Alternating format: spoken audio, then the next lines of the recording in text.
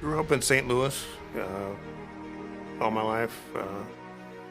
Ended up being graduating from technical school and ended up going into the carpenter trade in the early 70s. We got married in 75, and I got 2 daughters, 3 grandchildren, 2 girls and a boy. They're also Dolphin fans.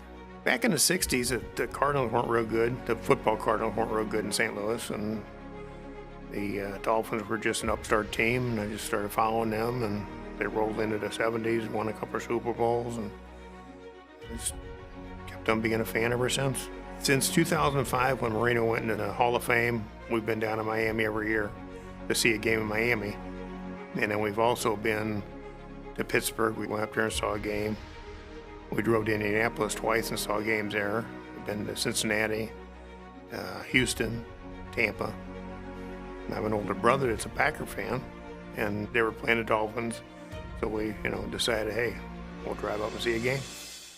Walking around at a sale, I just felt like something was wrong. I didn't feel good. I started getting some congestion in my chest. I got sick to my stomach and got out to the car and threw up. But I didn't start having any arm pains until we got back to the hotel room.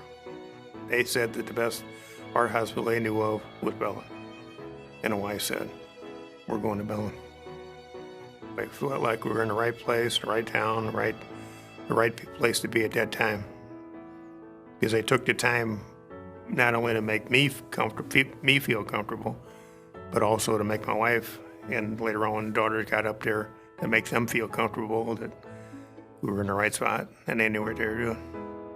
Dr. Tanky came in and was going over everything and telling me, what to expect and how, everything would work, and this stent would burn in after a certain amount of time and all that.